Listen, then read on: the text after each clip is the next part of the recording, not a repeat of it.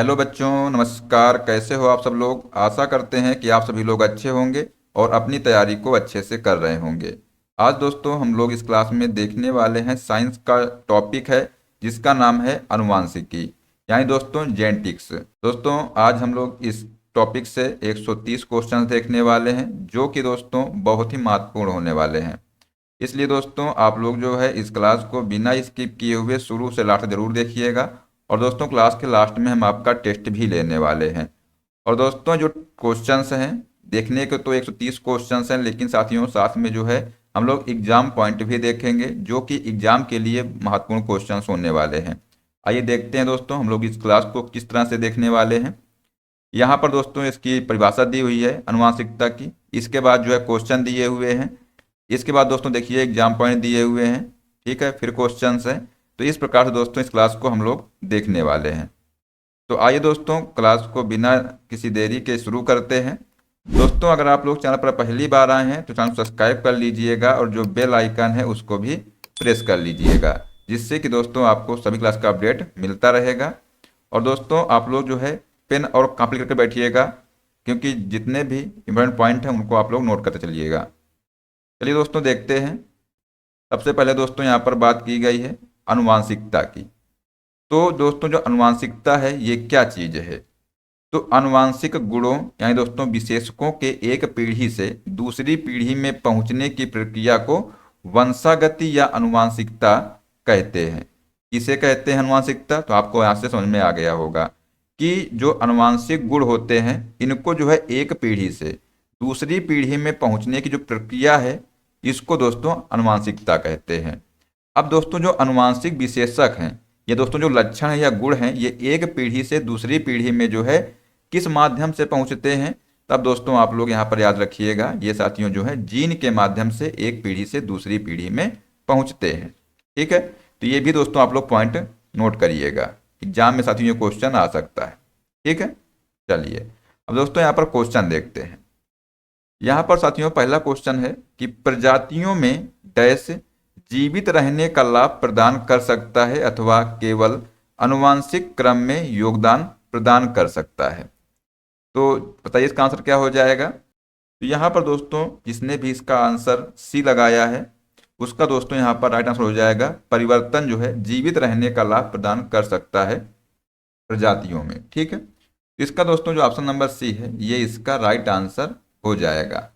अब दोस्तों बात करते हैं यहाँ पर नेक्स्ट क्वेश्चन की। पूछा गया है यहाँ पर कि माता पिता से संतान में शारीरिक या मानसिक गुणों के संचरण को डैश कहा जाता है। तो इसको दोस्तों अनुवांशिकता कहा जाता है। क्या कहते हैं? तो साथियों इसका आंसर हो जाएगा अनुवांशिकता जो है इसको कहा जाता है। दोस्तों यहाँ पर जितने भी हमने क्वेश्चन लिए हैं सारे क्वेश्चन जो है प्रीवियस ईयर क्वेश्चन है। और दोस्तों हमारी कोशिश यही रहती है कि आपसे जो है एग्जाम में अगर इस टॉपिक से क्वेश्चन पूछा जाए तो आप लोग जो है उसको आसानी से कर लें। तो दोस्तों इसको अच्छे से क्लास देखिएगा, क्योंकि साथियों सारे क्वेश्चन जो है महत्वपूर्ण क्वेश्चन है।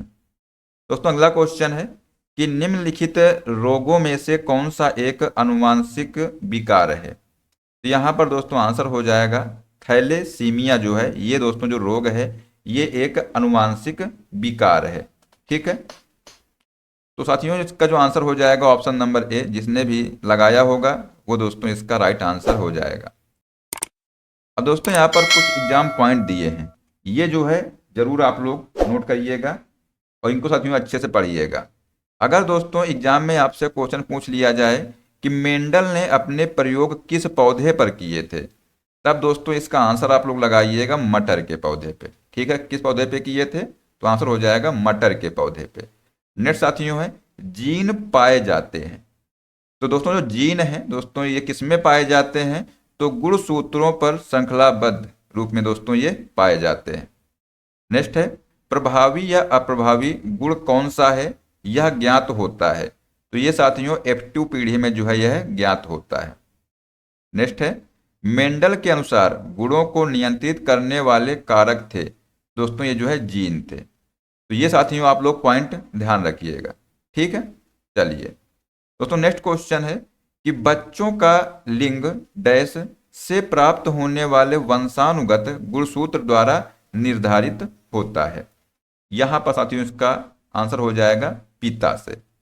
तो बच्चों का दोस्तों जो लिंग है वो पिता से प्राप्त होने वाले वंशानुगत गुणसूत्र द्वारा निर्धारित होता है। जिसने भी दोस्तों इसका आंसर जो है ऑप्शन नंबर ए लगाया है उसका दोस्तों यहाँ पर राइट आंसर हो जाएगा। नेक्स्ट क्वेश्चन है, मानवों में नर युग्मक निम्न में से कौन से गुणसूत्र का वाहक होता है? तो साथियों इसका आंसर हो जाएगा या तो एक्स या वाई गुणसूत्र। ठीक है, ये साथियों जो है नर युग्मक जो है गुणसूत्र का वाहक होता है। नेक्स्ट क्वेश्चन है, जीन में उत्परिवर्तन निम्न में से किसके कारण होता है? तो दोस्तों इसका आंसर हो जाएगा नाइट्रोजनो क्षारों के अनुक्रम में परिवर्तन के कारण दोस्तों जीन उत्परिवर्तन जो है होता है। ठीक है, तो यहाँ पर साथियों जो ऑप्शन नंबर सी है ये आप लोग यहाँ पर ध्यान रखिएगा। दोस्तों यहाँ पर एग्जाम पॉइंट इनको भी आप लोग नोट करना। दोस्तों अगर आपसे पूछा जाए कि अनुवांशिकता का जनक किन्हें कहा जाता है, तो ये दोस्तों ग्रेगर जॉन मेंडल को, ये आप लोग पॉइंट को नोट कर लीजिएगा। ठीक है, और साथियों सर्वप्रथम जो है मेंडल ने ही मटर के पौधे पर प्रयोग कर अनुवांशिकता के लक्षण को पहचाना था। ठीक है, तो ये भी दोस्तों आप लोग याद रखिएगा। चलिए दोस्तों देखते हैं अगला क्वेश्चन क्या पूछा गया है कि हाइब्रिड क्या है। दोस्तों क्वेश्चन है कि हाइब्रिड संकर क्रॉस में विपर्यासी लक्षणों की डैश जोड़ी पाई जाती है और विपर्यासी लक्षण से उत्पन्न जोड़े रूप से व्यवहार करते हैं, एक जोड़ा स्वतंत्र रूप से वर्गीकरण करता है। तो दोस्तों बताइए इसका आंसर क्या हो जाएगा यहाँ पर? तो यहाँ पर दोस्तों इसका राइट आंसर हो जाएगा दो जोड़ी। ठीक है साथियों, इसका जिसने भी आंसर जो है सी लगाया है उसका दोस्तों यहाँ पर राइट आंसर हो जाएगा। नेक्स्ट क्वेश्चन है, डैश उत्परिवर्तन यानी दोस्तों म्यूटेशन अनुवांशिक नहीं होता है। तो दोस्तों जो विलोपन है, प्रतिलिपिकरण है और प्रविष्टि ये दोस्तों जो है अनुवांशिक होता है। यहाँ पर दोस्तों जो दैहिक उत्परिवर्तन है ये साथियों जो है अनुवांशिक नहीं होता है। जिसने भी इसका आंसर डी दिया है उसका दोस्तों यहाँ पर राइट आंसर हो जाएगा। दोस्तों नेक्स्ट क्वेश्चन है कि यदि मनुष्यों में गुणसूत्रों की संख्या 46 है तो मनुष्यों की दैहिक कोशिकाओं में कितने गुणसूत्र विद्यमान होते हैं? इसका आंसर हो जाएगा 46 गुणसूत्र जो है ये विद्यमान होते हैं। नेक्स्ट क्वेश्चन है कि मनुष्य में जब वाई गुणसूत्र वाला एक शुक्राणु अंडे को निषेचित करता है तो युग्मनज किस रूप में विकसित होते हैं?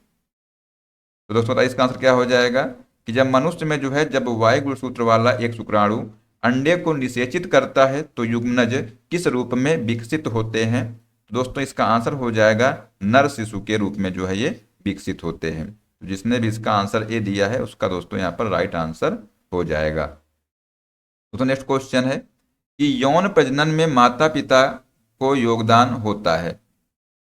तो दोस्तों बताइए इसका आंसर क्या हो जाएगा कि यौन प्रजनन में जो है माता पिता का योगदान होता है। साथियों इसका जो आंसर हो जाएगा अपने जीन्स का आधा हिस्सा। ठीक है, तो यहाँ पर साथियों जो आंसर हो जाएगा ऑप्शन नंबर ए। चलिए तो आइए दोस्तों यहाँ पर देखते हैं एग्जाम पॉइंट। वह गुणसूत्र जो अनुवांशिक गुणों को रासायनिक परिवर्तन के रूप में एक पीढ़ी से दूसरी पीढ़ी को स्थानांतरित करता है क्या कहलाता है?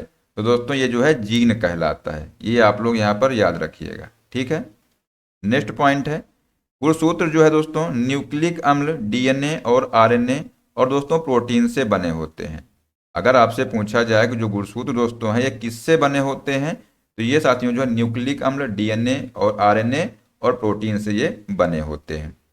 गुणसूत्र के ऊपर जीन लगे होते हैं और इनकी संख्या मनुष्य की प्रत्येक कोशिका में 100 से अधिक होती है। ठीक है, ये दोस्तों पॉइंट आप लोग ध्यान रखिएगा। नेक्स्ट क्वेश्चन साथियों है कि मानव शरीर की एक कोशिका में कितने गुणसूत्र होते हैं? तो मानव शरीर की जो एक कोशिका में जो है 46 गुणसूत्र होते हैं। जिसने भी दोस्तों इसका आंसर जो है ए लगाया है उसका दोस्तों राइट आंसर हो जाएगा। नेक्स्ट क्वेश्चन है कि गुणसूत्र किससे संबंधित है? साथियों जो गुणसूत्र होते हैं ये अनुवांशिक लवणों से संबंधित है। ठीक है, यहाँ पर साथियों जो ऑप्शन नंबर सी है ये इसका राइट आंसर हो जाएगा। अगला क्वेश्चन है कि उस बिंदु का क्या नाम है जिस पर क्रोमोसोम में क्रोमैटिन जुड़ते हैं? तो साथियों बताइए इसका आंसर क्या हो जाएगा कि उस बिंदु का क्या नाम है जिस पर जो क्रोमोसोम में जो है क्रोमैटिक जुड़ते हैं। तो इसका आंसर हो जाएगा सेंट्रोमियर जो है उसको कहते हैं। जिसने भी दोस्तों इसका ऑप्शन जो है बी लगाया है उसका दोस्तों यहाँ पर राइट आंसर हो जाएगा।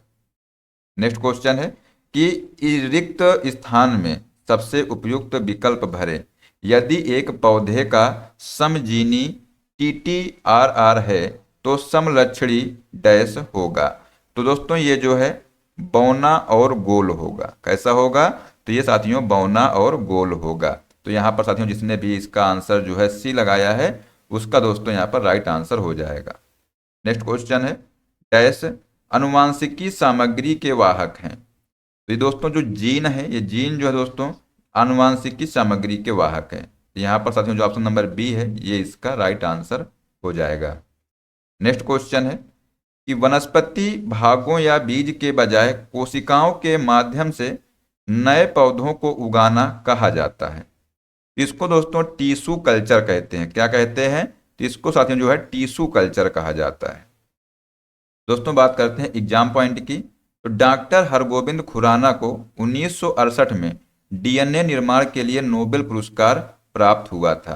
तो साथियों अगर आपसे पूछा जाए कि नोबेल पुरस्कार दोस्तों किसको प्राप्त हुआ था DNA निर्माण के लिए, तो ये दोस्तों जो है डॉक्टर हरगोविंद खुराना को। अगर आपसे पूछा जाए दोस्तों कि ये कब प्राप्त हुआ था, तो 1968 में जो है ये प्राप्त हुआ था। इन्होंने साथियों 1970 में प्रथम कृत्रिम मानव जीन का निर्माण किया था। तो दोस्तों ये पॉइंट आप लोग नोट करिएगा। अगर आपसे पूछा जाए कि प्रथम कृत्रिम मानव जीन का दोस्तों जो निर्माण है ये किसने किया था, तब आप लोग आंसर लगाइएगा डॉक्टर हरगोविंद खुराना ने। कब किया था? तो 1970 में किया था। ठीक है दोस्तों, जो फैक्ट है इनको आप लोग याद रखिएगा। चलिए दोस्तों बढ़ते हैं अगले क्वेश्चन की तरफ।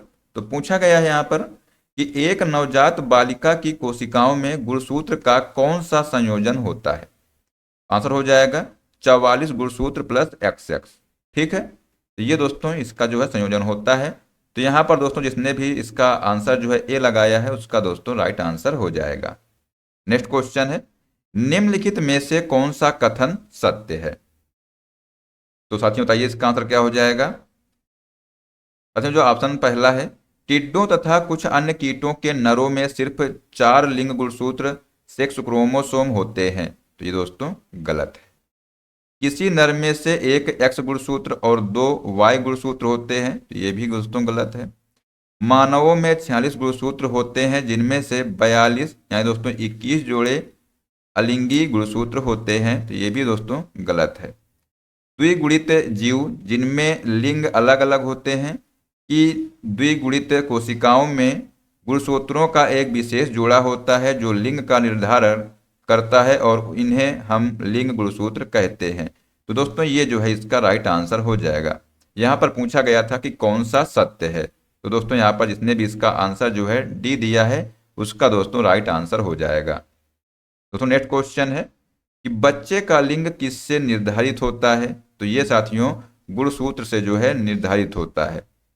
ठीक है, यहाँ पर दोस्तों ऑप्शन नंबर ए जो है इसका राइट आंसर हो जाएगा। चलिए दोस्तों नेक्स्ट क्वेश्चन है कि निम्नलिखित में से कौन सा कथन सत्य है। बताइए इसका आंसर क्या होगा कि इनमें से दोस्तों बताइए कौन सा जो कथन है ये सत्य है। ऑप्शन दोस्तों है मानव में 46 गुणसूत्र पाए जाते हैं जिसमें 42 या दोस्तों 21 जोड़े ऑटोसोम्स और 4 जो है 2 जोड़े लिंग गुणसूत्र होते हैं। तो दोस्तों यहाँ पर पूछा गया है कौन सा कथन सत्य है। तो ये दोस्तों गलत है। जेनेटिक शब्द JD वाटसन द्वारा 1906 में दिया गया था। तो ये भी साथियों गलत है। मेंडल पहले वैज्ञानिक थे जिन्होंने जीन को आनुवंशिकता के रूप में 1886 में देखा। तो ये भी साथियों गलत है। एक DNA अणु 2 पॉलीन्यूक्लियोटाइड रज्जु कोण जैसे एक घुमाकार जो है सीढ़ी का बना होता है। तो दोस्तों ये जो है इसका राइट आंसर हो जाएगा। ठीक है, तो जिसने भी इसका आंसर जो है डी लगाया है उसका दोस्तों राइट आंसर हो जाएगा। नेक्स्ट क्वेश्चन है कि निम्नलिखित में से कौन सा कथन सही या गलत है। तो दोस्तों बताइए इसका आंसर क्या हो जाएगा कि इनमें से दोस्तों पूछा गया है कि कौन सा कथन सही या गलत है। तो यहाँ पर दोस्तों देखिएगा मटर का पौधा मेंडल द्वारा कार्य करने के लिए चुना गया था। दूसरा है गुणसूत्र कारक का वाहक है। और दोस्तों जो तीसरा कथन है, मानव अंग में भुजाएं पक्षियों के पंखों के अनुरूप हैं। ठीक है दोस्तों, यहाँ पर जो कथन सी है, मानव अंग में भुजाएं पक्षियों के पंखों के अनुरूप है, तो ये दोस्तों गलत है। ठीक है, बाकी दोस्तों जो ए और बी हैं ये साथियों सही हैं। तो यहाँ पर पूछा गया था कि कौन सा कथन सही है या गलत है। ठीक है, तो दोस्तों इसका आंसर हो जाएगा केवल जो कथन ए और बी हैं वो सही हैं, बाकी दोस्तों जो तीसरा कथन है ये गलत है। ठीक है, तो ये आप लोग यहाँ पर ध्यान रखिएगा। चलिए दोस्तों, नेक्स्ट क्वेश्चन है, अनुवांशिक लक्षणों के जीन समूहों को कहते हैं। क्या है कि अनुवांशिक लक्षणों के जीन समूहों को कहते हैं, तो इसका आंसर हो जाएगा जीनोटाइप।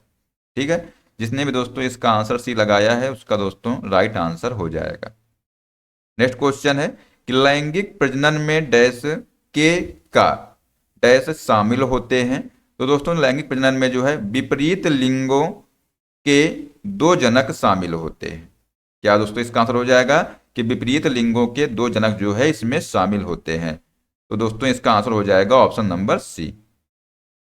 नेक्स्ट क्वेश्चन है कि एक मादा युग्मक में क्रोमोसोम होते हैं। तो दोस्तों इसका आंसर हो जाएगा एक मादा युग्मक में 23 क्रोमोसोम होते हैं। तो दोस्तों जिसने भी इसका आंसर जो है बी लगाया है उसका दोस्तों यहाँ पर राइट आंसर हो जाएगा। ये आप लोग दोस्तों यहाँ पर ध्यान रखिएगा। चलिए दोस्तों यहाँ पर बात करते हैं मेंडल के नियम के बारे में। तो साथियों मेंडल ने जो है 3 नियम दिए थे। कितने नियम दिए थे? 3 नियम। पहला दोस्तों है प्रभाविकता का नियम। इसमें दोस्तों मेंडल ने कहा कि यदि 2 विरोधी गुण के जीवों का परस्पर संयुग्मन कराया जाता है तो नई पीढ़ी की संतान में केवल एक गुण प्रभावी होता है जबकि दूसरा अप्रभावी रहता है। जैसे लाल रंग के मटर के फूल को यदि सफेद रंग की मटर के फूल से संयुग्मन कराया जाता है तो उससे उत्पन्न पौधे में केवल लाल रंग दिखाई देता है। तो ये दोस्तों मेंडल का जो है प्रभाविकता का नियम था। ठीक है, ये आप लोग समझ गए होंगे। दोस्तों बात करते हैं दूसरे नियम की। तो ये दोस्तों इसका नाम है स्वतंत्र अपव्यूहन का नियम। इसमें दोस्तों मेंडल ने कहा कि यदि 2 परस्पर विपरीत गुणों के पौधों में संयुग्मन कराया जाता है तो प्रथम पीढ़ी में सिर्फ प्रभावी गुण दिखाई देते हैं किंतु दूसरी पीढ़ी के पौधे में दोनों गुण प्रभावी और अप्रभावी दिखाई पड़ते हैं जो 15:1 के रूप में होते हैं। ये दोस्तों दूसरा नियम कहता है। ठीक है, नेक्स्ट साथियों बात करते हैं तीसरे नियम की। तो ये दोस्तों डीएनए फिंगरप्रिंट। इसका दोस्तों उपयोग जो है अंगूठा निशानी के स्थान पर किया जाता है और संबंधित व्यक्ति को पहचानने में मदद मिलती है। भविष्य में बढ़ते अपराध को नियंत्रित करने में इसकी काफ़ी निर्णायक भूमिका हो सकती है। और डीएनए फिंगरप्रिंट का भारत में दोस्तों एकमात्र केंद्र कहाँ पर है? तो हैदराबाद में स्थित है। ये दोस्तों आप लोग पॉइंट नोट करिएगा। अगर आपसे पूछा जाए कि डीएनए फिंगरप्रिंट का जो है केंद्र कहाँ पर स्थित है, तब दोस्तों आंसर हो जाएगा हैदराबाद में, जिसे कोशिकीय एवं आणविक जीव विज्ञान केंद्र हैदराबाद के नाम से जाना जाता है। ठीक है, तो ये आप लोग यहाँ पर ध्यान रखिएगा। चलिए दोस्तों बात करते हैं अगले क्वेश्चन की। तो मानव के अनिषेचित अंडे में होते हैं। तो इसमें दोस्तों एक एक्स क्रोमोसोम होते हैं। जिसने भी दोस्तों इसका ऑप्शन नंबर बी लगाया है उसका दोस्तों यहाँ पर राइट आंसर हो जाएगा। दोस्तों नेक्स्ट क्वेश्चन है, मानव शरीर की कोशिकाओं में डैश पाए जाते हैं। इसमें दोस्तों 23 जोड़ी गुणसूत्र जो है पाए जाते हैं। ठीक है, इसका साथियों जो ऑप्शन नंबर डी है ये इसका राइट आंसर हो जाएगा। चलिए दोस्तों बढ़ते हैं अगले क्वेश्चन की तरफ। पूछा गया है इसमें कि पीढ़ी F1 में दिखाई देने वाला लक्षण है। तो इसका आंसर हो जाएगा प्रबलता। ठीक है, क्या लक्षण दोस्तों है? तो पीढ़ी F1 में दिखाई देने वाला जो लक्षण दोस्तों है इसको प्रबलता कहते हैं। नेक्स्ट क्वेश्चन है, कैट में जो है यानी दोस्तों बिल्ली में गुणसूत्रों की संख्या होती है।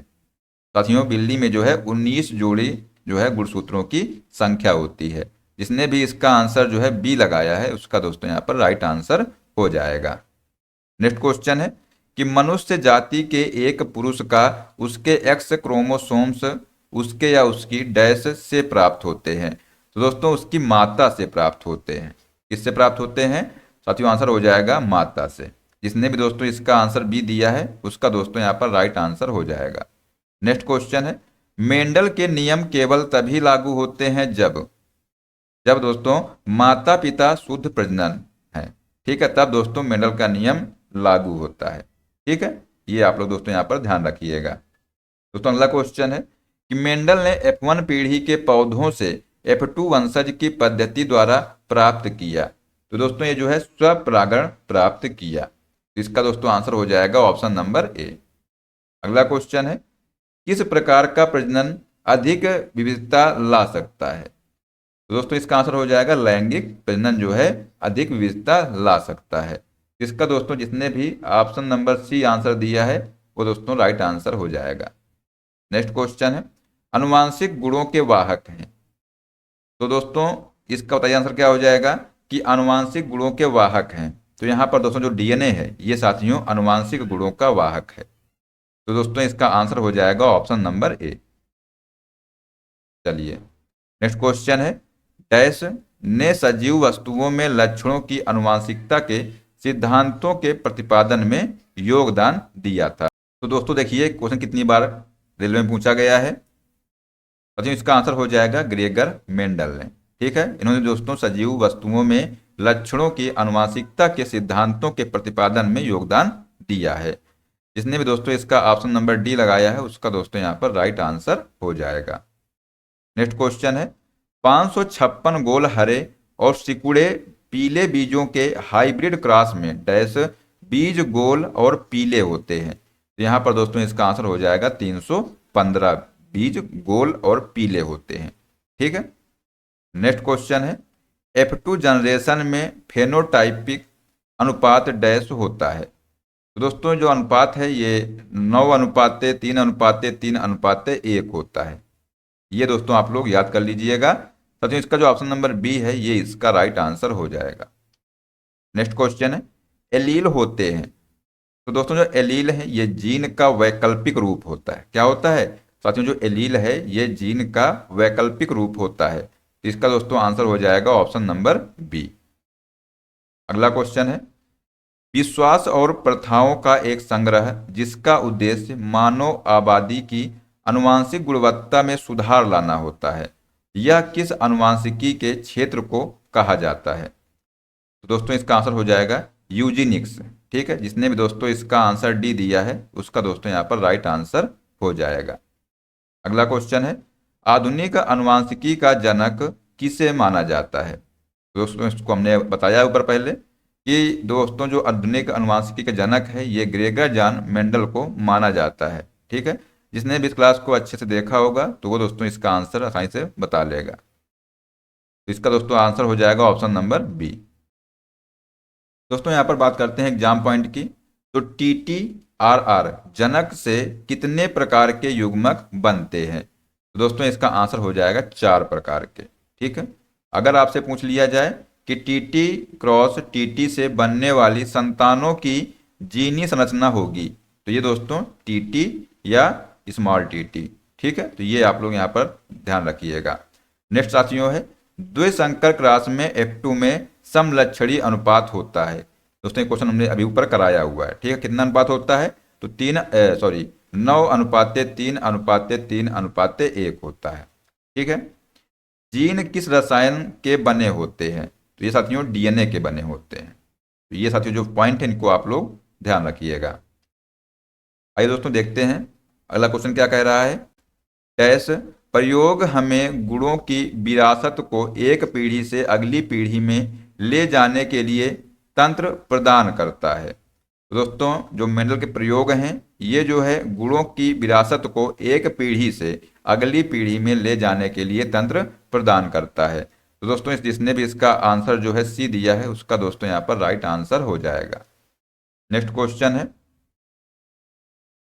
वैज्ञानिक जीजे मेंडल का निधन कब हुआ था। बताइए इसका आंसर क्या हो जाएगा कि दोस्तों जो वैज्ञानिक जीजे मेंडल हैं इनका निधन कब हुआ था। तो साथियों इसका आंसर हो जाएगा 1884 में। ठीक है, ये आप लोग याद रखिएगा ऑप्शन नंबर ए इसका राइट आंसर हो जाएगा। नेक्स्ट क्वेश्चन है इनमें से कौन सा लिंग संबंधित निर्धारण के बारे में गलत है। तो यहाँ पर दोस्तों पढ़िएगा इनको क्या दिया हुआ है कि एक पुरुष में एक X गुणसूत्र और एक Y गुणसूत्र होता है। सही है।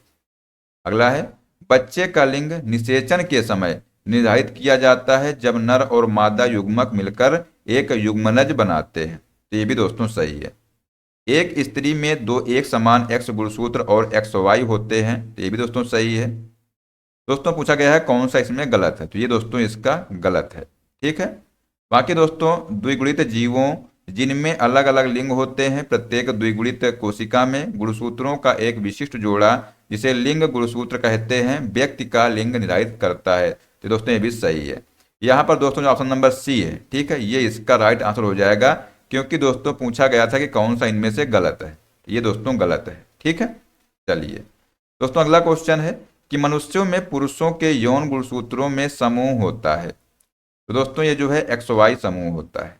तो इसका आंसर हो जाएगा ऑप्शन नंबर ए। अगला क्वेश्चन है कि आमतौर पर मेंडेलियन कारक क्या कहलाते हैं। तो दोस्तों ये जो है जीन कहलाते हैं। ठीक है, ये आप लोग याद रखिएगा। साथियों जो ऑप्शन नंबर बी है ये इसका यहाँ पर राइट आंसर हो जाएगा। नेक्स्ट क्वेश्चन है कि मेंडल ने मटर के पौधों को चुना क्योंकि, दोस्तों क्योंकि जो है उनमें विषम दिखने वाले गुण थे। ठीक, इसलिए दोस्तों जो है मेंडल ने मटर के पौधे को चुना था। इसका दोस्तों जिसने भी आंसर जो है ए दिया है उसका दोस्तों राइट आंसर हो जाएगा। नेक्स्ट क्वेश्चन है विविधता डैश है। दोस्तों यह जो है एक ही प्रजाति के व्यक्तियों के बीच अंतर, सही है। एक ही माता पिता की संतानों के बीच अंतर, तो ये भी दोस्तों सही है। माता पिता और संतानों के बीच अंतर, तो ये भी दोस्तों सही है। तो यहाँ पर दोस्तों जो उपयुक्त सभी है ये साथियों इसका आंसर हो जाएगा। अगला क्वेश्चन है मेंडल ने किस आधार पर युग्मकों की शुद्धता का नियम दिया था। तो यहाँ पर दोस्तों एक संकर संकरण गोनो हाइब्रिड क्रॉस के आधार पर दोस्तों जो है युग्मकों की शुद्धता का नियम दिया था। इसका दोस्तों ऑप्शन नंबर डी है। ठीक है, ये इसका राइट आंसर हो जाएगा। ये आप लोग याद रखिएगा, ऑप्शन नंबर डी। ठीक है। चलिए दोस्तों नेक्स्ट क्वेश्चन है कि महिला रोगाणु कोशिका में गुणसूत्रों की संख्या है कितनी है। साथियों आंसर हो जाएगा 23।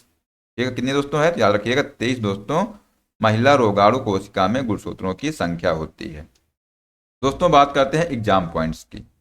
तो युग्मकों की शुद्धता किस नियम द्वारा समझाई जा सकती है। तो इसका आंसर हो जाएगा पृथक्करण का नियम के द्वारा दोस्तों युग्मकों की शुद्धता समझाई जा सकती है। अगर दोस्तों आपसे पूछा जाए कि जीवों में लक्षणों का पीढ़ी दर पीढ़ी स्वतंत्र रूप से स्थानांतरण होता है और इस नियम को क्या कहते हैं, तब दोस्तों आंसर हो जाएगा स्वतंत्र अपव्यूहन का नियम जो है इसको कहते हैं। नेक्स्ट साथियों है मानव जीन के पथ प्रदर्शक कौन थे। तो इसका आंसर हो जाएगा क्रेग, वेंटर तथा फ्रांसिस कॉलिंस। ये दोस्तों जो है मानव जीन के पथ प्रदर्शक थे। ठीक है, तो दोस्तों ये जो है पॉइंट आप लोग ध्यान रखिएगा। ठीक है। चलिए दोस्तों बात करते हैं अगले क्वेश्चन की। तो यहाँ पर पूछा गया है कि निम्नलिखित में से कौन सी विशेषता मटर के एक पौधे में अप्रभावी होती है। तो साथियों बताइए इसका आंसर क्या हो जाएगा कि इनमें से दोस्तों कौन सी जो है विशेषता है जो मटर के एक पौधे में अप्रभावी होती है। दोस्तों जो है ग्रुप डी में जो है ये पूछा गया 2018 में 2 बार पूछा गया है, और दोस्तों जो एलपी में भी जो है 2018 में ये क्वेश्चन पूछा गया था। तो साथियों इसका आंसर हो जाएगा झुर्रीदार बीज। ठीक है, तो दोस्तों जिसने भी इसका आंसर जो है बी लगाया है उसका दोस्तों यहाँ पर राइट आंसर हो जाएगा। नेक्स्ट क्वेश्चन है इनमें से कौन सा पुरुषों में पाया जाता है। तो दोस्तों यहाँ पर जो वाई गुणसूत्र हैं ये साथियों पुरुषों में पाया जाता है। ठीक है, ये आप लोग ध्यान रखिएगा। अगला क्वेश्चन है वंशानुक्रम की इकाई है। तो दोस्तों जो वंशानुक्रम है इसकी इकाई क्या है, तो आंसर हो जाएगा जीन दोस्तों जो है ये वंशानुक्रम की इकाई है। ठीक है, तो जिसने भी इसका आंसर जो है डी दिया है उसका दोस्तों यहाँ पर राइट आंसर हो जाएगा। नेक्स्ट क्वेश्चन है पुनर्जनन का अर्थ है। साथियों बताइए इसका आंसर क्या हो जाएगा कि पुनर्जनन का अर्थ है। तो इसका आंसर हो जाएगा छोटे खंड से जीव के पूरे शरीर का निर्माण दोस्तों इसको जो है पुनर्जनन कहते हैं। जिसने भी दोस्तों इसका ऑप्शन नंबर बी आंसर दिया है उसका दोस्तों यहाँ पर राइट आंसर हो जाएगा। नेक्स्ट क्वेश्चन है डॉक्टर हरगोविंद खुराना को किसके लिए नोबेल पुरस्कार मिला। दोस्तों हमने एग्जाम पॉइंट में जो है कराया है। ठीक है, कि डॉक्टर जो हरगोविंद खुराना है ये इसको जो है किसके लिए नोबेल पुरस्कार मिला है। तो दोस्तों बताइए इसका आंसर क्या हो जाएगा। साथियों इसका आंसर हो जाएगा जेनेटिक कोड की खोज के लिए। ठीक है, ये दोस्तों आप लोग यहाँ पर ध्यान रखिएगा। चलिए बात करते हैं एग्जाम पॉइंट की। तो मेंडल ने मटर में जो है कितने जोड़ी विपर्यासी यानी दोस्तों विपरीत गुणों का अध्ययन किया? तो दोस्तों इसका आंसर हो जाएगा 71। ठीक है, ये आप लोग याद रखिएगा। अगर दोस्तों पूछा जाए जो खच्चर है, खच्चर किसका उदाहरण है? तो ये साथियों विजातीय संकरण का उदाहरण है। म्यूटाइन है, जो म्यूटाइन है ये जीन की रचनाओं में कृत्रिम परिवर्तन कारक दोस्तों है। ठीक है, वहीं पर दोस्तों अगर बात करें मेंडल द्वारा प्रतिपादित नियम क्या है, तो दोस्तों आंसर हो जाएगा प्रभाविता का नियम। ये दोस्तों मेंडल द्वारा प्रतिपादित नियम है। तो दोस्तों जो पॉइंट है इनको आप लोग ध्यान रखिएगा। ठीक है, चलिए दोस्तों बढ़ते हैं अगले क्वेश्चन की तरफ। पूछा गया है यहाँ पर साथियों कि डीएनए का मूल मात्रक है। तो दोस्तों जो डीएनए है इसका मूल मात्रक किसका मूल मात्रक है? तो साथियों आंसर हो जाएगा न्यूक्लियोटाइड्स का दोस्तों ये मूल मात्रक है। ठीक है, डीएनए का मूल मात्रक क्या है? तो न्यूक्लियोटाइड्स है। जिसने भी दोस्तों इसका ऑप्शन नंबर सी आंसर दिया है उसका दोस्तों यहाँ पर राइट आंसर हो जाएगा। दोस्तों अगला क्वेश्चन है कि सूची 1 तथा सूची 2 की खोजें और वैज्ञानिकों के नाम को सुमेलित कीजिए। तो दोस्तों बताइए इसका आंसर क्या हो जाएगा कि सूची जो 1 यहाँ पर दोस्तों दिया हुआ है खोजें, और इधर दोस्तों वैज्ञानिकों के नाम दिया है, तो इनको दोस्तों मिलान करना है। तो साथियों इसका जो सही मिलान हो जाएगा डीएनए संरचना, इसका दोस्तों खोज किसने किया था? तो वाटसन एवं क्रिक ने। ठीक है दोस्तों, ए बी और ओ ये दोस्तों जो है इसकी खोज किसने किया था? तो आंसर हो जाएगा लाइन स्टीनर। ये साथियों क्या है? ये जो है ब्लड ग्रुप है। ठीक है, जंपिंग जीन दोस्तों, जंपिंग जीन दोस्तों इसकी खोज जो है बारबरा मैकलिन टॉक ने किया था इसकी खोज। ठीक है, किसकी? तो जंपिंग जीन की, जंपिंग जीन की। ठीक है दोस्तों, बात करें रेगुलेटरी जीन की, तो इसकी खोज जो है किसने किया था? तो जैकब और मोनोड ने किया था। ये दोस्तों इसका सही मिलान है। ठीक है, तो इसका दोस्तों यहाँ पर जो आंसर हो जाएगा ऑप्शन नंबर सी, ये दोस्तों जो है इसका राइट आंसर हो जाएगा। चलिए दोस्तों नेक्स्ट क्वेश्चन देखते हैं। पूछा गया यहाँ पर कि कुत्ते में गुणसूत्र की कितनी संख्या होती है? इसका दोस्तों आंसर हो जाएगा 39 जोड़ी दोस्तों जो है इनकी संख्या होती है। ये आप लोग ध्यान रखिएगा, 39 जोड़ी जो है कुत्ते में गुणसूत्र की संख्या होती है। ठीक है, नेक्स्ट है एकल स्ट्रैंडेड वाले डीएनए अणु कहाँ मिलते हैं? तो दोस्तों ये जो है 5x174 बैक्टीरियोफेज में मिलते हैं। किसमें मिलते हैं दोस्तों? 5 मतलब ये दोस्तों 5। ठीक है दोस्तों, 5 इंटू जो है 174 बैक्टीरियोफेज में ये मिलते हैं। ये आप लोग यहाँ पर याद रखिएगा। तो दोस्तों इसका आंसर हो जाएगा ऑप्शन नंबर डी। ठीक है, नेक्स्ट साथियों क्वेश्चन है कि निम्न में से कौन सी जांच एक बच्चे के पिता का निर्धारण करती है? तो साथियों इसका आंसर हो जाएगा डीएनए फिंगरप्रिंट। ये दोस्तों यहाँ पर दोस्तों ऑप्शन नंबर जो सी है ये इसका आंसर हो जाएगा कि दोस्तों जो डीएनए फिंगरप्रिंट है इससे साथियों एक बच्चे के पिता का निर्धारण होता है। ठीक है, तो दोस्तों जिसने भी इसका आंसर सी दिया है उसका दोस्तों यहाँ पर राइट आंसर हो जाएगा। ठीक है, चलिए दोस्तों देखते हैं अगला क्वेश्चन क्या है। जीन का आकार होता है क्या? दोस्तों क्वेश्चन है कि जीन का दोस्तों आकार जो है ये कैसा होता है? तो आंसर हो जाएगा सर्पाकार होता है। मतलब दोस्तों सर्प के आकार का जो है जीन का आकार होता है। ठीक है, कैसे होता है? ऐसे होता है कुछ। ठीक है, चलिए दोस्तों अगला क्वेश्चन है कि किसी आबादी में जीनों के कुल योग को क्या कहते हैं? तो इसका आंसर हो जाएगा दोस्तों जीन बस्ती कहते हैं। क्या कहते हैं? तो साथियों इसको जो है जीन बस्ती कहते हैं।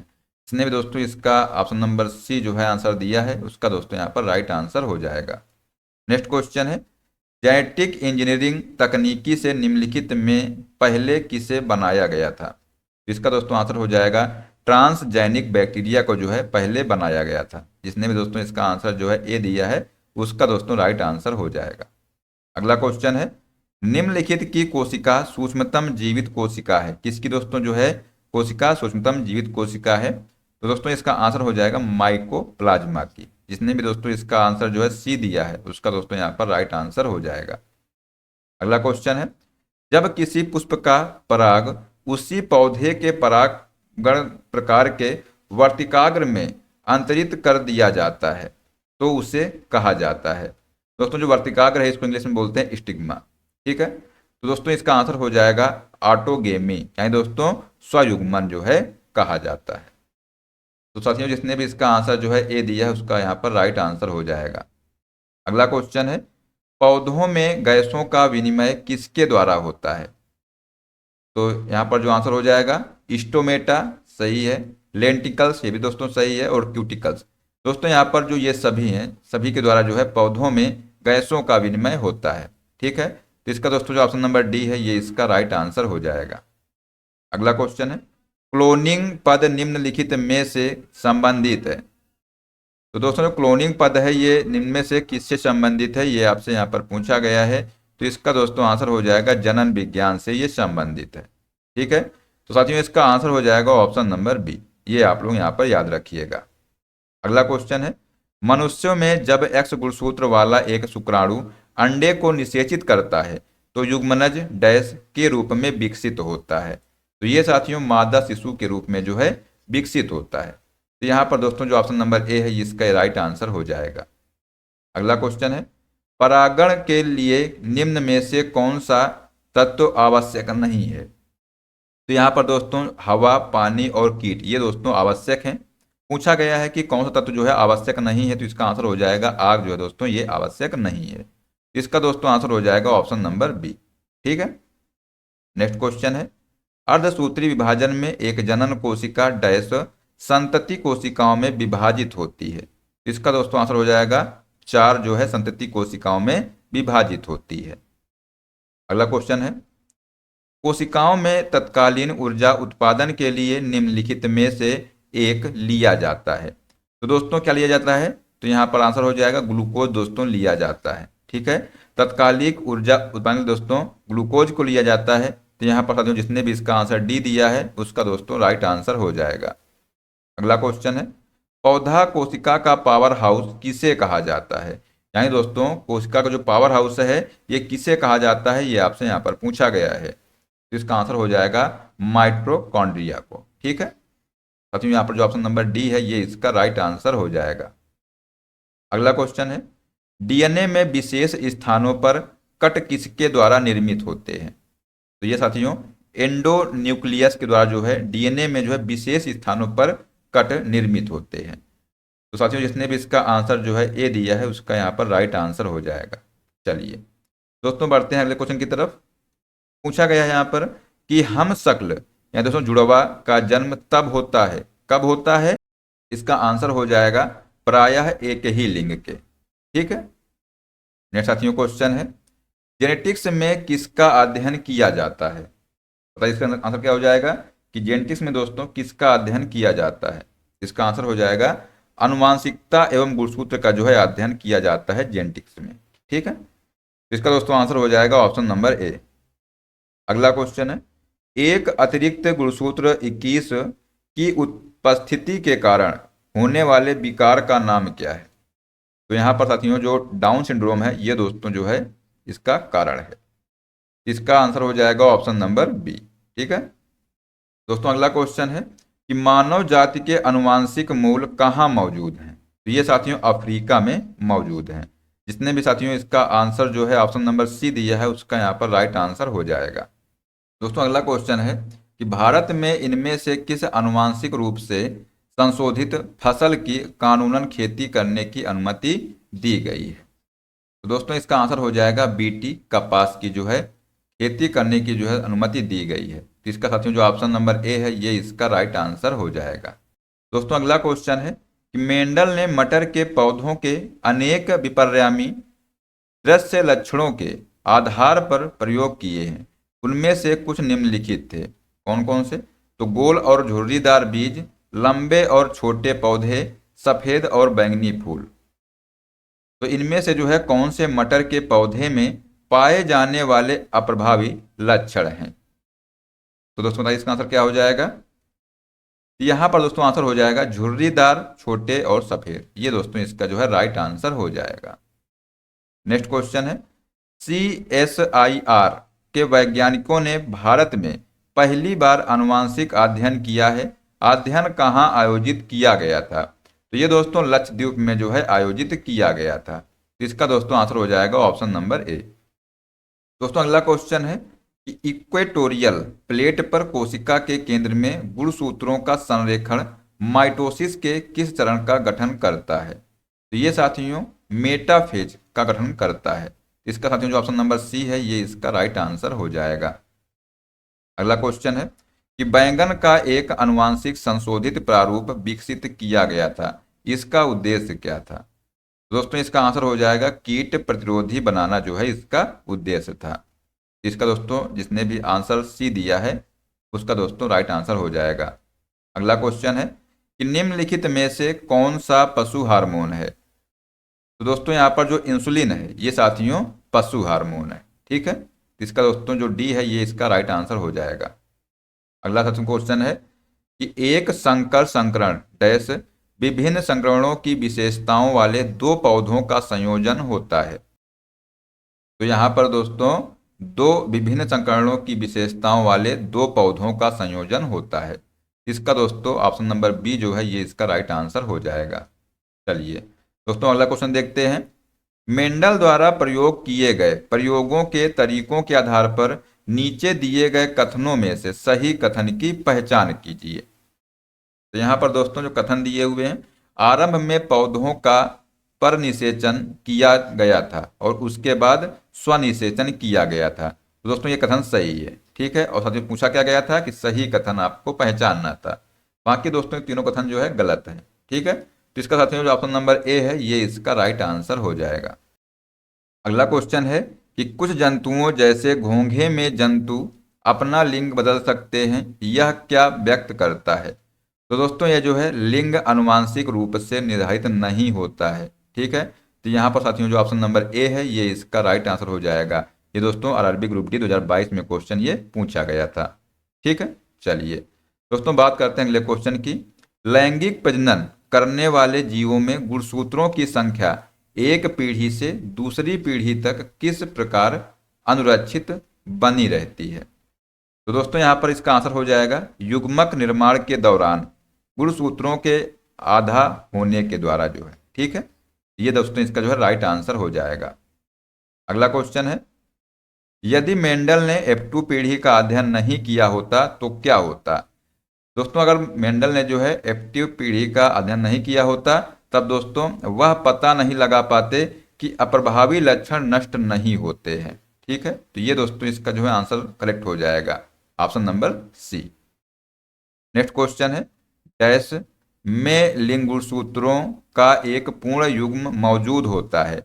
दोस्तों मानव मादाओं में दोस्तों जो है लिंग गुणसूत्रों का एक पूर्ण युग्म मौजूद होता है। तो जिसने भी दोस्तों इसका आंसर जो है ए दिया है उसका दोस्तों यहाँ पर राइट आंसर हो जाएगा। अगला क्वेश्चन है वंशागति के नियमों को प्राप्त करने में मेंडल की सफलता के पीछे मुख्य कारण क्या था? तो दोस्तों यहाँ पर आंसर हो जाएगा उन्होंने अपने संकरण में एक बार में केवल एक ही लक्षण का अध्ययन किया। ये दोस्तों इनकी सफलता का मुख्य कारण था। ठीक है, तो ये आप लोग यहाँ पर ध्यान रखिएगा, ऑप्शन नंबर ए जो है इसका राइट आंसर हो जाएगा। नेक्स्ट क्वेश्चन है जब मेंडल ने मटर के लंबे पौधों का संकरण मटर के बौने पौधों के साथ कराया तो प्राप्त सभी संतति लंबे पौधे थे, और जब उन्होंने गोल बीज वाले पौधों का झुर्रीदार बीज वाले पौधों के साथ संकरण कराया तो प्राप्त सभी संतति गोल बीज वाले पौधे थे। यदि वे झुर्रीदार बीजों वाले लंबे पौधों का संकरण गोल बीज वाले बौने पौधों के साथ कराते तो प्राप्त संतति पौधे किस प्रकार के होते? ये दोस्तों एक क्वेश्चन पूछा गया था। इतनी जो है लंबी इसकी लैंग्वेज लिखी हुई है, लेकिन दोस्तों लैंग्वेज देख के आप लोग जो है डरिएगा नहीं। ये साथियों क्वेश्चन जो है आरआरबी ग्रुप डी में 2022 में दोस्तों क्वेश्चन पूछा गया था। तो दोस्तों इसका आंसर हो जाएगा गोल बीज वाले लंबे पौधे। ये दोस्तों इसका राइट आंसर यहाँ पर हो जाएगा। नेक्स्ट क्वेश्चन है इस मेंडल का स्वतंत्र अपव्यूहन नियम मटर के जिन जनक पौधे पर आधारित था उनके कितने लक्षण भिन्न थे? दोस्तों ये नियम हमने ऊपर बताया भी है आपको। साथियों इसका आंसर हो जाएगा 2। तो यहाँ पर दोस्तों 2 लक्षण जो है ये भिन्न थे। तो दोस्तों इसका जो जिसने भी आंसर जो है ऑप्शन नंबर ए दिया है उसका राइट आंसर हो जाएगा। अगला क्वेश्चन है कि मेंडल के प्रयोगों में 2 लक्षणों के बीच परिणाम स्वरूप प्राप्त अनुपात द्विसंकर संकरण के कितना होगा? तो इसका आंसर हो जाएगा 9:3:3:3:1। ये भी दोस्तों हमने कराया हुआ है, लेकिन दोस्तों ये आरआरबी ग्रुप डी 2022 में रिपीट हुआ क्वेश्चन है। ठीक है, नेक्स्ट क्वेश्चन है, मेंडल ने दो प्रयोग किए, एक लंबे पौधे के पराग को छोटे पौधों के बीजांड को निषेचित करने के लिए और छोटे पौधों के पराग को लंबे पौधों के बीजांड को निषेचित करने के लिए लिया। यदि हम इन दो प्रयोगों से उत्पन्न पौधों की तुलना करें तो हम क्या परिणाम देखेंगे? तो दोस्तों इसका आंसर हो जाएगा, प्रयोग 1 में लंबे पौधे उत्पन्न होंगे और प्रयोग 2 में लंबे पौधे उत्पन्न होंगे। ठीक है, तो दोस्तों इसका जो ऑप्शन नंबर बी है ये इसका राइट आंसर हो जाएगा। ठीक है, ये आप लोग यहाँ पर याद रखिएगा। चलिए दोस्तों नेक्स्ट क्वेश्चन देखते हैं, मेंडल ने 7 अलग अलग लक्षणों का अध्ययन क्यों किया था? तो दोस्तों इसका आंसर हो जाएगा, वंशागति के सार्वभौमिक सिद्धांतों पर प्रकाश डालने के लिए। ठीक है, इसलिए दोस्तों जो है मेंडल ने 7 अलग अलग लक्षणों का अध्ययन किया था। जिसने भी दोस्तों इसका आंसर सी दिया है उसका भी दोस्तों राइट आंसर यहाँ पर हो जाएगा। नेक्स्ट क्वेश्चन है, सही कथन की पहचान कीजिए। तो दोस्तों यहाँ पर जो कथन दिए हुए हैं, एक्स गुणसूत्र वाले शुक्राणुओं में 23 गुणसूत्र होते हैं, जबकि वाई गुणसूत्र वाले शुक्राणुओं में 22 गुणसूत्र होते हैं। दोस्तों ये गलत है। एक्स गुणसूत्र वाले शुक्राणुओं में 22 गुणसूत्र होते हैं, जबकि वाई गुणसूत्र वाले शुक्राणुओं में भी 22 गुणसूत्र होते हैं। तो ये भी दोस्तों गलत है। एक्स गुणसूत्र वाले शुक्राणुओं में 22 गुणसूत्र होते हैं, जबकि वाई गुणसूत्र वाले शुक्राणुओं में 23 गुणसूत्र होते हैं। तो ये भी दोस्तों गलत है। एक्स गुणसूत्र वाले शुक्राणुओं में 23 गुणसूत्र होते हैं और वाई गुणसूत्र वाले शुक्राणुओं में भी 23 गुणसूत्र होते हैं। तो ये दोस्तों इसका जो है सही कथन हो जाएगा। ठीक है, तो यहाँ पर दोस्तों जो ऑप्शन नंबर डी है ये इसका राइट आंसर आप लोग याद रखिएगा।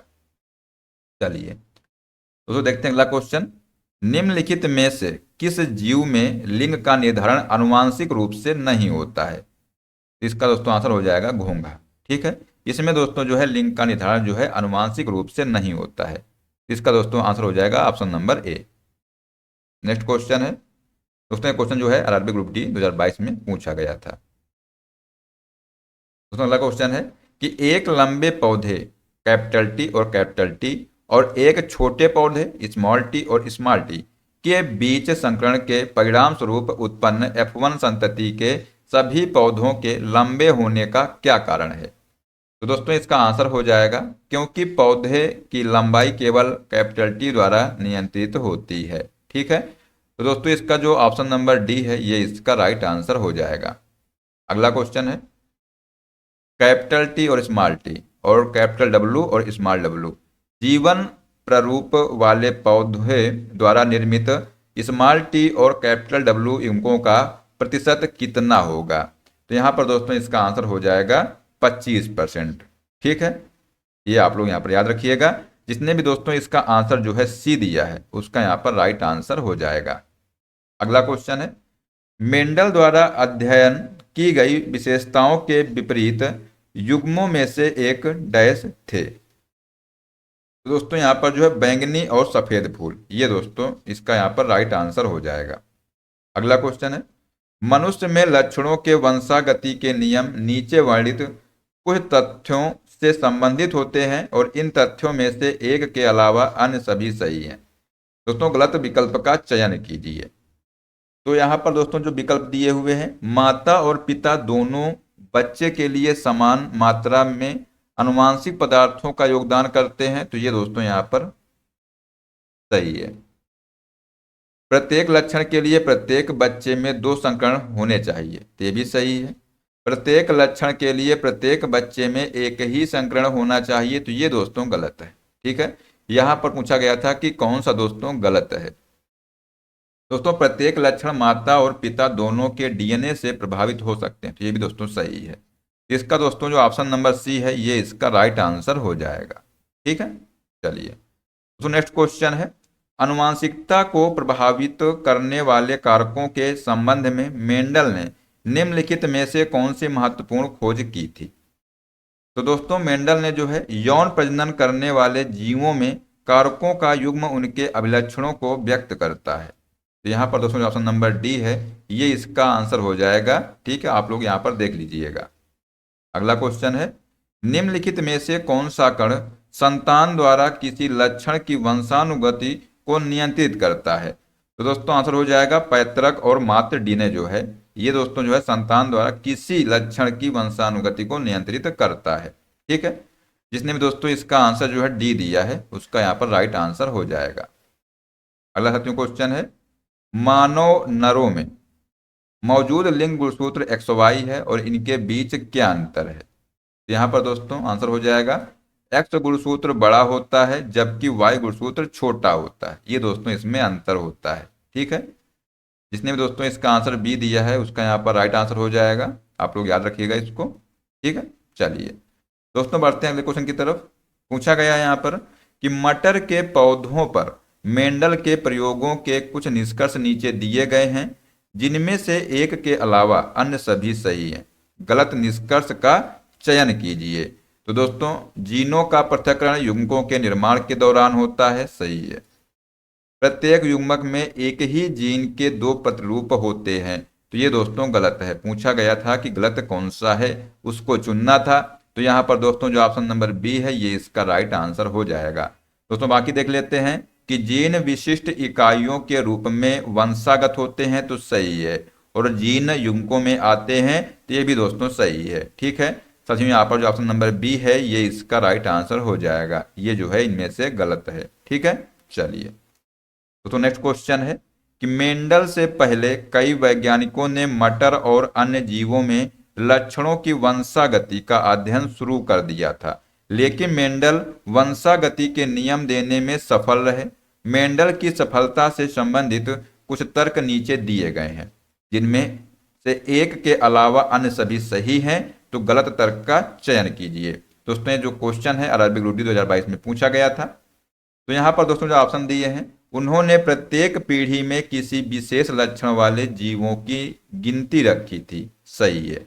ठीक है, उन्होंने एक समय में एक लक्षण की वंशागति का अध्ययन किया, जबकि उनसे पहले के वैज्ञानिकों ने जीव को संपूर्ण रूप से लेकर अध्ययन किया था, ये भी दोस्तों सही है। उन्होंने अपने विज्ञान और गणित के ज्ञान को मिश्रित किया, तो ये भी दोस्तों सही है। उन्होंने छोटे आकार के नमूनों के आधार पर काम किया था, तो ये दोस्तों गलत है। ठीक है साथियों, जिसने भी इसका आंसर जो है डी दिया है उसका यहाँ पर राइट आंसर हो जाएगा। यहाँ पर दोस्तों गलत को छांटना था। ठीक है, चलिए दोस्तों नेक्स्ट क्वेश्चन है कि मनुष्य में ऑटोसोम के जोड़े होते हैं, तो आंसर हो जाएगा दोस्तों 22 जोड़ी जो है ऑटोसोम के जोड़े होते हैं। दोस्तों नेक्स्ट क्वेश्चन है कि फूल के किस प्रजनन भाग में जनन कोशिकाएं होती हैं?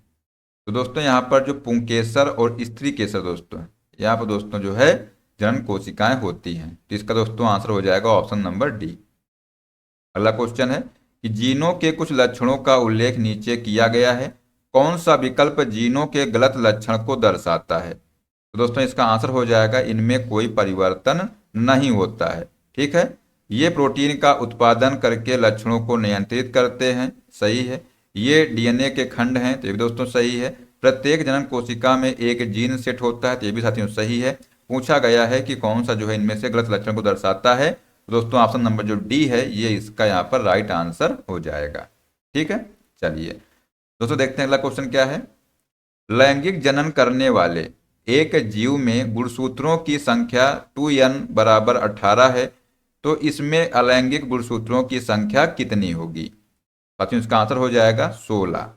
कितनी होगी? तो दोस्तों यहाँ पर जो ऑप्शन नंबर सी है ये इसका आंसर हो जाएगा 16 जो है संख्या होगी गुणसूत्रों की। ठीक है, चलिए दोस्तों नेक्स्ट क्वेश्चन है कि लक्षणों की वंशागति को नियंत्रित करने वाले नियमों की खोज में मेंडल के सफल होने का एक कारण इनमें से क्या था? तो दोस्तों इसका आंसर हो जाएगा उन्होंने संतति की संख्यात्मक गणना की। ये दोस्तों जो है एक कारण था इनमें से। इसका दोस्तों ऑप्शन नंबर सी है ये इसका राइट आंसर हो जाएगा। नेक्स्ट क्वेश्चन है जीवों में प्रोटीन निर्माण के लिए सूचना स्रोत क्या है? तो दोस्तों जो जीवों में जो है प्रोटीन निर्माण के लिए सूचना स्रोत डीएनए है। क्या है? साथियों आंसर हो जाएगा डीएनए। ये आपको दोस्तों यहाँ पर याद रखिएगा। जिसने भी दोस्तों इसका आंसर सी दिया है उसका यहाँ पर राइट आंसर हो जाएगा। अगला क्वेश्चन है, मटर के पौधों पर मेंडल के प्रयोगों के अनुसार लंबेपन को बौनेपन की तुलना में प्रभावी लक्षण कहा गया, क्योंकि। तो दोस्तों आंसर हो जाएगा क्योंकि जो है कोई पौधा लंबा ही होगा भले ही उसके लंबेपन के लिए एक जीन हो या दो जीन। ठीक है, तो यहाँ पर दोस्तों जो ऑप्शन नंबर डी है ये इसका यहाँ पर राइट आंसर हो जाएगा। ठीक है, चलिए दोस्तों अगला क्वेश्चन है कि जीन डैश की गतिविधि के माध्यम से लक्षणों को नियंत्रित करता है। तो दोस्तों ये जो है हार्मोनों की गतिविधि के कारण जो है माध्यम से लक्षणों को नियंत्रित करता है। तो इसका आंसर जो है ऑप्शन नंबर सी हो जाएगा। नेक्स्ट क्वेश्चन है, व्यक्ति का लिंग निर्धारण डैश द्वारा होता है। तो साथियों यहाँ पर आंसर हो जाएगा शुक्राणु में मौजूद गुणसूत्रों द्वारा। ठीक है, इसका दोस्तों जो ऑप्शन नंबर बी है ये इसका करेक्ट आंसर हो जाएगा। अगला क्वेश्चन है, सामान्य मानव में कोशिका में 46 गुणसूत्र होते हैं। कितने होते हैं दोस्तों? सामान्य मानव में जो है कोशिका में 46 गुणसूत्र होते हैं, जबकि जनन कोशिका में डैश होते हैं। तो दोस्तों जनन कोशिका में 23 गुणसूत्र होते हैं। ठीक है, तो दोस्तों यहाँ पर जो ऑप्शन नंबर बी है ये इसका यहाँ पर राइट आंसर हो जाएगा। नेक्स्ट क्वेश्चन है, मेंडल के संकरण में एक शुद्ध लंबे पौधे का एक बौने पौधे के साथ संकरण कराया गया। F2 पीढ़ी में जीनोटाइप अनुपात क्या था? दोस्तों जो F2 पीढ़ी में जो है जीनोटाइप जो अनुपात दोस्तों है ये 3:1 था। जिसने भी इसका आंसर जो है ए दिया है उसका यहाँ पर राइट आंसर हो जाएगा।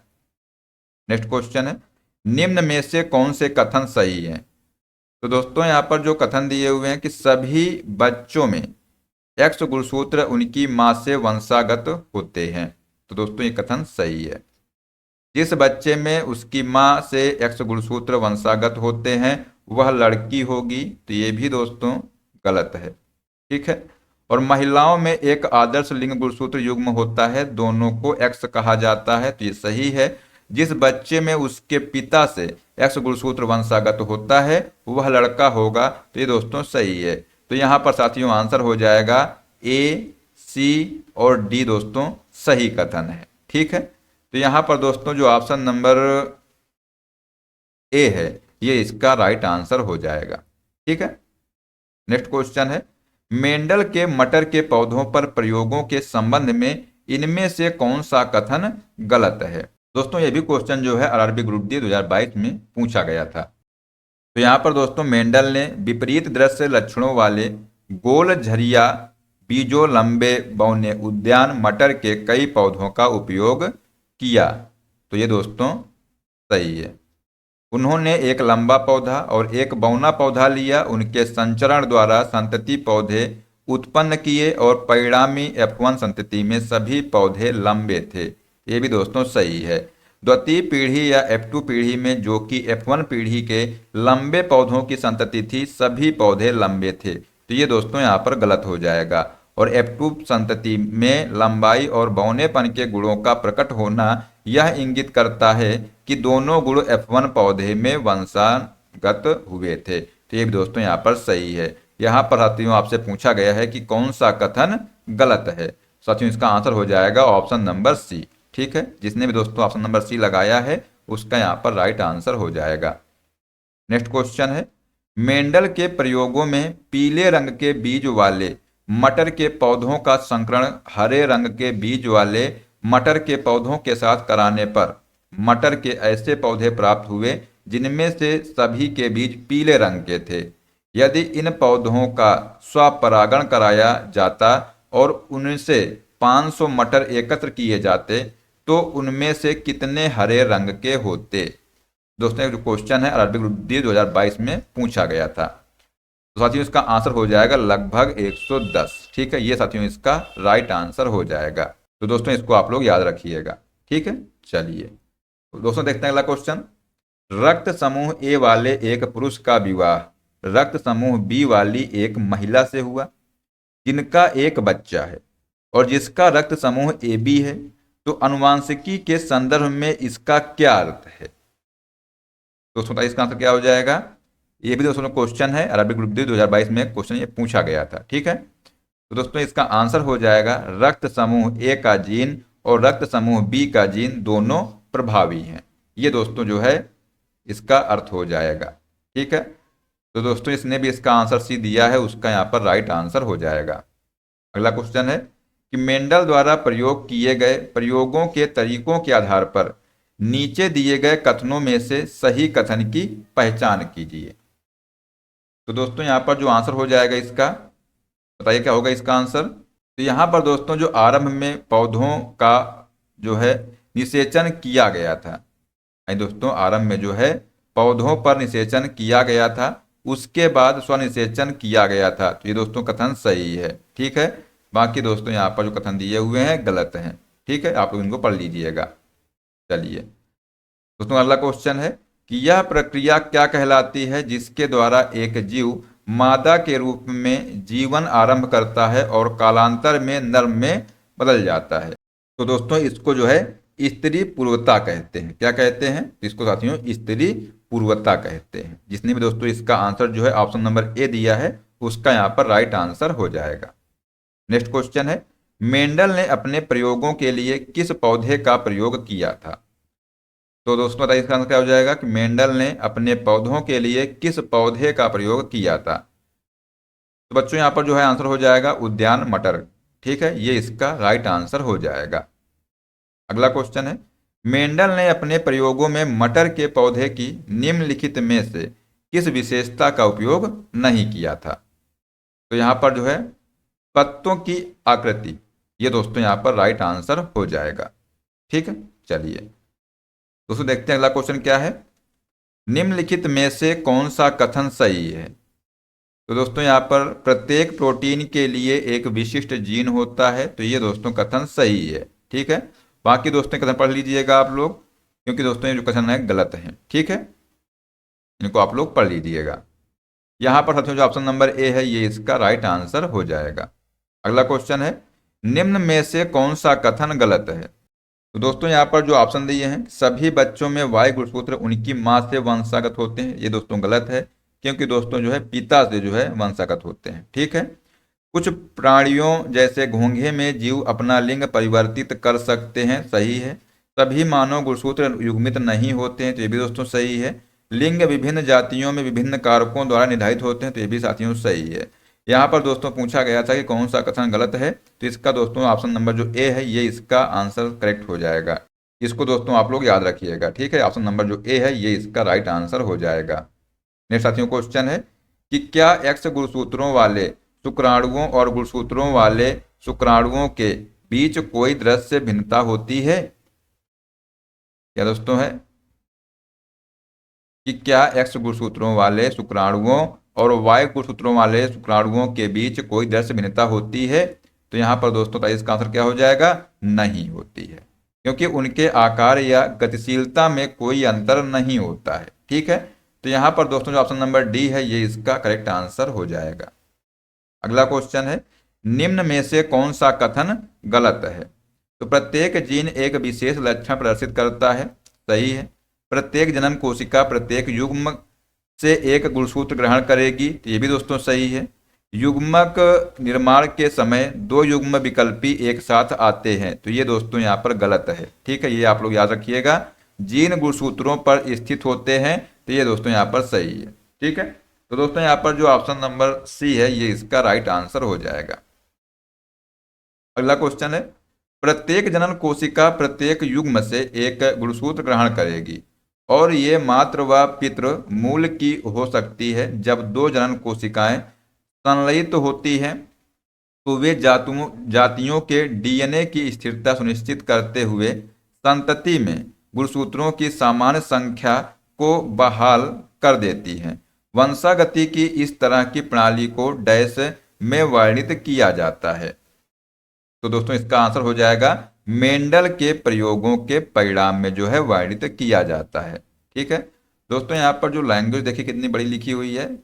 ठीक है, लेकिन दोस्तों इसका आंसर हो जाएगा मेंडल के प्रयोगों के परिणाम में इसका जो है वर्णित किया जाता है। ये दोस्तों क्वेश्चन जो है आरआरबी ग्रुप डी 2022 में पूछा गया था। ठीक है, नेक्स्ट क्वेश्चन है डैश लिंग निर्धारण के लिए उत्तरदायी होते हैं। तो दोस्तों जो लिंग निर्धारण के लिए उत्तरदायी होते हैं वो दोस्तों एलोसोम होते हैं। ठीक है, जिसने भी दोस्तों इसका आंसर जो है सी दिया है वो इसका राइट आंसर हो जाएगा। ठीक है, चलिए दोस्तों, अब आपका टेस्ट लेते हैं और देखते हैं कि आप लोगों ने दोस्तों इस क्लास को कितने अच्छे से देखा है। ठीक है, आइए देखते हैं। तो दोस्तों पहला क्वेश्चन है यहाँ पर कि मानव शरीर की एक कोशिका में कितने गुणसूत्र होते हैं? ऑप्शन है 46, 43, 45 या 44। इसका दोस्तों आंसर जो है आप लोग कमेंट बॉक्स में बताइएगा। नेक्स्ट क्वेश्चन है, आमतौर पर मेंडेलियन कारक क्या कहलाते हैं? ऑप्शन है सेंट्रोजोम, जीन, डीएनए या क्रोमोजोम। नेक्स्ट क्वेश्चन है, डीएनए का मूल मात्रक है? ऑप्शन दोस्तों है विटामिन, न्यूक्लियोसाइड्स, न्यूक्लियोटाइड्स या दोस्तों वसा। दोस्तों ये हमने आपको 3 क्वेश्चन दिए हैं और इनके जो आंसर हैं आप लोग बताइए कमेंट बॉक्स में। ठीक है, और दोस्तों देखते हैं कि किन किन बच्चों का जो है आंसर सही आता है। और दोस्तों आशा करते हैं कि आपको क्लास पसंद आई होगी। तो साथियों अगर आपको क्लास पसंद आई तो इसको लाइक कर दीजिएगा और इसको जो है अपने दोस्तों को भी शेयर कर दीजिएगा। साथियों अगर आप लोग चैनल पर पहली बार आए हैं तो चैनल सब्सक्राइब कर लीजिएगा और जो बेल आइकन है उसको भी प्रेस कर लीजिएगा। दोस्तों मिलते हैं नेक्स्ट क्लास में। जय हिंद, जय भारत, वंदे मातरम।